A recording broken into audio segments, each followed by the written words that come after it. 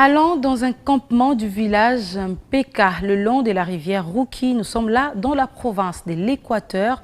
Vous allez le voir, les conditions d'études dans cette partie du pays restent précaires pour les enfants.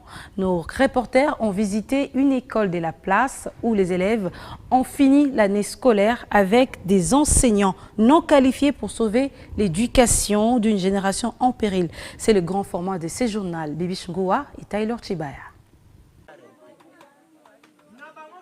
Le récit entre le complexe Isilo et l'enseignement est une histoire de passion écrite dans la province de l'Équateur. Tout se passe en Peka, campement reconnu pour sa principale activité, la pêche. Malgré cette activité, les membres de la communauté sont déterminés à instruire leur progéniture. Dépourvus des moyens financiers nécessaires, ils se sont résolus à sauver une génération en péril en construisant un bâtiment scolaire de fortune. La paille et le bois ont donné à ses habitants des matériaux nécessaires pour monter une école qui se charge de l'éducation des enfants. Au total, 3 salles de classe pour 6 promotions, avec une capacité d'accueil de 146 élèves. Dans les salles, dépourvues de fenêtres, portes et autres matériels de base, le décor est particulier. Un morceau de bois fait office du tableau, le feuille remplace le chiffon et la craie fait partie des matières rares à utiliser rationnellement. Le port de l'uniforme n'est pas obligatoire. Avec ou sans uniforme, pieds nus ou avec chaussures, l'école accueille les élèves qui suivent les cours en français et en lingala, 2 langues retenues pour l'enseignement.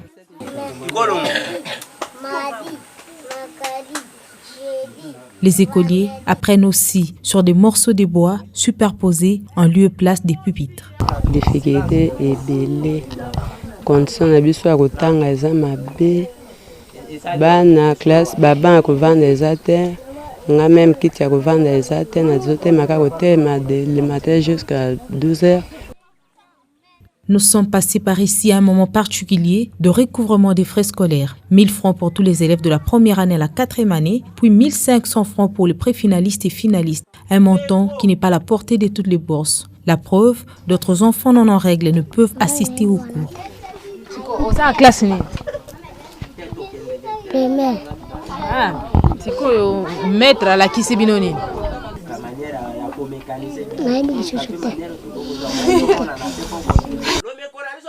L'histoire du complexe Isilo est exceptionnelle. Non mécanisée avec une main-d'œuvre non qualifiée, l'école prépare ses élites de demain à sa manière. Aucun enseignant n'est détenteur d'un diplôme d'État, mais malgré leur niveau inférieur, ils s'adonnent passionnément à ce métier pour sauver la relève de demain. La rémunération mensuelle est de 7000 francs congolais, un montant qui ne peut nouer les 2 bouts du mois. Bana so tali penda ebele ya balumbe bakoya te pona nini baza kujanga mbongo ke bafutela bango contribution ta mabusu bakotambola kana makolongulu baina lipapa te yango wana ndepe bokoteli biso boy te bosunga bango kwete ba mekape ko evolue pe bata en classe wana ezali lanye na biso tolo bagata moya so lingala. La présence des instructeurs non qualifiés se répercute sur l'enseignement dispensé aux enfants. Les difficultés sont énormes. Ils lancent un cri aux autorités afin d'obtenir leur mécanisation. Isilo, un complexe scolaire construit au bord de la rivière Rouki, seule école pour l'instant qui assure l'éducation des enfants. Piètre soit-elle, faute de mieux, cet établissement scolaire reste la seule voie obligée actuellement pour les enfants de ce village.